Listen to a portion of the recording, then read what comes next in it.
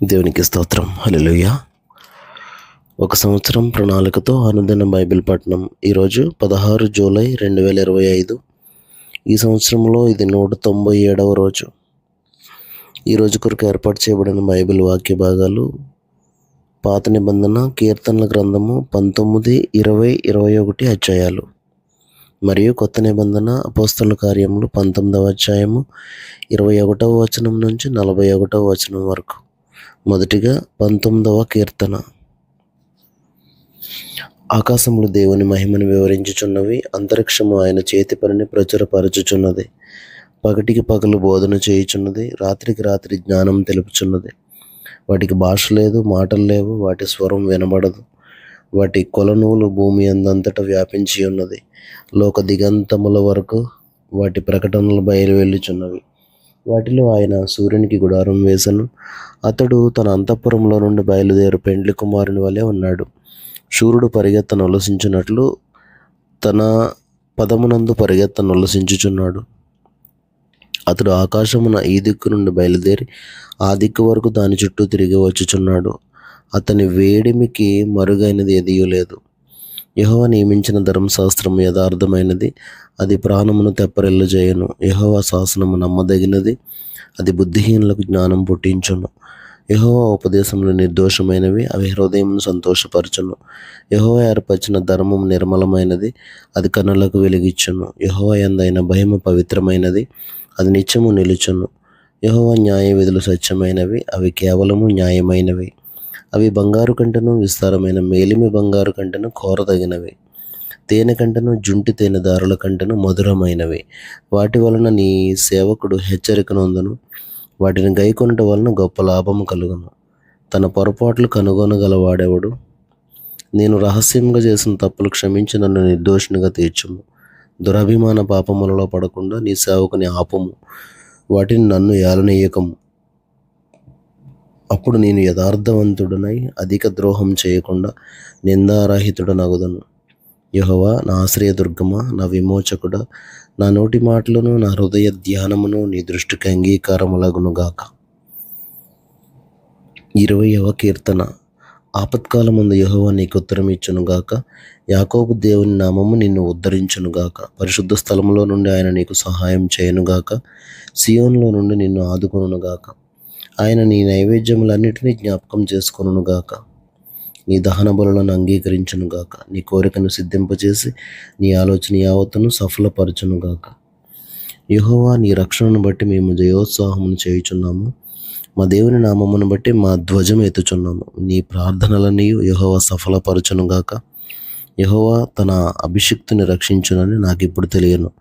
రక్షణార్థమైన తన దక్షిణ హస్త బలము చూపును. తన పరిశుద్ధ ఆకాశంలో నుండి అతనికి ఉత్తరం ఇచ్చును. కొందరు రథములను బట్టి, కొందరు గుర్రములను బట్టి అతిశయపడుదురు. మనమైతే మన దేవుడైన యెహోవా నామమును బట్టి అతిశయపడుదాము. వారు కృంగి నేల మీద పడి ఉన్నారు, మనము లేచి చక్కగా నిల్చుచున్నాము. యెహోవా రక్షించుము. మేము మొర్రపెట్టినప్పుడు రాజు మాకు ఉత్తరం ఇచ్చునుగాక. 21వ కీర్తన. యెహోవా, రాజు నీ బలమును బట్టి సంతోషించుచున్నాడు. నీ రక్షణను బట్టి అతడు ఎంతో హర్షించుచున్నాడు. అతని మనోభీష్టము నీవు సఫలం చేయుచున్నావు. అతని పెదవులలో నుండి వచ్చిన ప్రార్థన నీవు మానక అంగీకరించుచున్నావు. శ్రేయస్కరమైన ఆశీర్వాదములతో నీవు అతన్ని ఎదుర్కొనుచున్నావు. అతని తల మీద అపరంజి కిరీటము నీవు ఉంచి ఉన్నావు. ఆయుస్సు నిమ్మని అతడు నిన్ను వరమడుగగా నీవు దానిని అతనికి అనుగ్రహించి ఉన్నావు. సదాకాలము నిల్చు దీర్ఘాయువు నీవు దయచేసి ఉన్నావు. నీ రక్షణ వలన అతనికి గొప్ప మహిమ కలిగాను. గౌరవ ప్రభావములను నీవు అతనికి ధరింపజేసి ఉన్నావు. నిత్యము ఆశీర్వాద కారకుడిగా నుండినట్లు నీవు అతన్ని నియమించి ఉన్నావు. నీ సన్నిధిని సంతోషముతో అతనిని ఉల్లసింపజేసి ఉన్నావు. ఏలయనగా రాజు యెహోవా యందు నమ్మికించి ఉన్నాడు. సర్వోన్నతుని కృపచేత అతడు కదలకుండా నిల్చును. నీ హస్తము నీ శత్రువులందరినీ చిక్కించుకొనును. నీ దక్షిణ హస్తము నిన్ను ద్వేషించు వారిని చిక్కించుకొనును. నీవు ప్రత్యక్షమైనప్పుడు వారు అగ్నిగుండము వలె అగుదురు. తన కోపము వలన యెహోవా వారిని నిర్మూలం చేయను. అగ్ని వారిని దహించును. భూమి మీద నుండకుండా వారి గర్భఫలమును నీవు నాశనం చేసెదవు. నరులలో ఉండకుండా వారి సంతానమును నశింపజేసెదవు.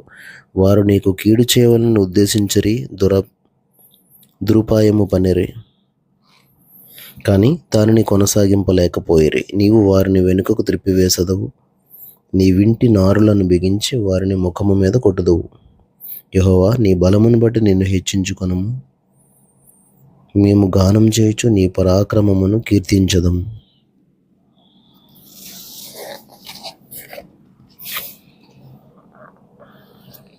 కొత్త నిబంధన అపోస్తలుల కార్యములు 19వ అధ్యాయము 21 నుండి 41 వరకు. ఇలాగు జరిగిన తర్వాత పౌలు మాసిదోనియా, అక్కయ దేశముల మార్గమున వచ్చి యెరూషలేమునకు వెళ్ళవలనని మనసులో ఉద్దేశించి, నేను అక్కడికి వెళ్ళిన తర్వాత రోమా కూడా చూడవలనని అనుకున్నాను. అప్పుడు తనకు పరిచర్య చేయువారిలో తిమోతి, ఎరస్తు అను వారినిద్దరిని మాసిదోనియాకు పంపి తన ఆసియాలో కొంతకాలం నిలిచి ఉండెను. ఆ కాలమందు క్రీస్తు మార్గమును గూర్చి చాలా అల్లరి కలిగెను. ఎలాగనగా దేమోత్రి అను ఒక కంసాలి అర్తెమీదేవికి వెండి గుళ్ళను చేయించడం వలన ఆ పనివారికి మిగులు లాభం కలుగజేయుచుండెను. అతడు వారిని అట్టి పని చేయు ఇతరులను గుంపు కూర్చి, అయ్యలారా, ఈ పని వలన మనకు జీవనం బహు బాగుగా జరుగుచున్నదని మీకు తెలియను. అయితే చేతులతో చేయబడినవి దేవతలు కావని ఈ పౌలు చెప్పి, ఎఫెసులో మాత్రం కాదు, దాదాపు ఆసియా అంతటా బహుజనమును ఒప్పించి త్రిప్పియున్న సంగతి మీరు చూచియు వినియూ ఉన్నారు. మరియు ఈ మన వృత్తి యందు లక్ష్యం తప్పిపోవుటయే గాక, మహాదేవి అయిన అర్తెమీదేవి యొక్క గుడి కూడా తృణీకరింపబడి ఆసియా యందంతటను భూలోకమందును పూజింపబడుచున్న ఈమె యొక్క గొప్పతనము తొలగిపోవునని భయము తోచుచున్నదని వారితో చెప్పాను. వారు విని రౌద్రముతో నిండిన వారై ఎఫెసీయుల అర్తెమీదేవి మహాదేవి అని కేకలు వేసిరి. పట్టణము బహు గలిబిలిగా ఉండెను. మరియు వారు పౌలుతో ప్రయాణమై వచ్చిరి. మాసిదోనియా వారైన గాయియును అరిస్తర్కును పట్టుకుని దొమ్మిగా నాటకశాలలో చొరబడిరి. పౌలు జనుల సభ యొద్దకు వెళ్ళదలిచాను, గాని శిష్యులు వెళ్ళనీయలేదు. మరియు ఆసియా దేశాధికారులలో కొందరు అతనికి స్నేహితులై ఉండి అతని యొద్దకు వర్తమానం పంపి, నీవు నాటకశాలలోనికి వెళ్ళవద్దని అతన్ని వేడుకొనిరి. ఆ సభ గలిబిలిగా ఉండెను గనుక కొందరు ఇలాగున కొందరు అలాగున కేకలు వేసిరి. తామెందు నిమిత్తము కూడుకొనిరో చాలామందికి తెలియలేదు. అప్పుడు యూదులు అలెగ్జంద్రును ముందుకు త్రోయగా కొందరు సమూహములో నుండి అతనిని ఎదుటికి తెచ్చిరి. అలెగ్జంద్రు సైగ చేసి జనులతో సమాధానం చెప్పుకొనవలనని ఉండెను. అయితే అతడు యూదుడని వారు తెలుసుకున్నప్పుడు అందరూ ఏకశబ్దంతో 2 గంటల సేపు ఎఫెసీయుల అర్తెమీదేవి మహాదేవి అని కేకలు వేసిరి. అంతట కరణము సమూహమును సముదాయించి, ఎఫెసీయులారా, ఎఫెసీయుల పట్టణము అర్తెమీ మహాదేవికిని ద్విపతి యొద్ద నుండి పడిన మూర్తికిని పాలకురాలై ఉన్నదని తెలియని వాడెవడు? ఈ సంగతులు నిరాక్షేపమైనవి గనుక మీరు శాంతం కలిగి ఏదియూ ఆతురపడి చేయకుండా ఆవశ్యకము. మీరు ఈ మనుషులను తీసుకుని వచ్చితిరి. వీరు గుడి దోచిన వారు కారు, మన దేవతను దూషింపను లేదు. దేమేత్రికిని అతనితో కూడానున్న కంసాలులకును ఎవని మీదనైనను వ్యవహారం ఏదైనా ఉన్న ఎడల న్యాయ సభలు జరుగుచున్నవి.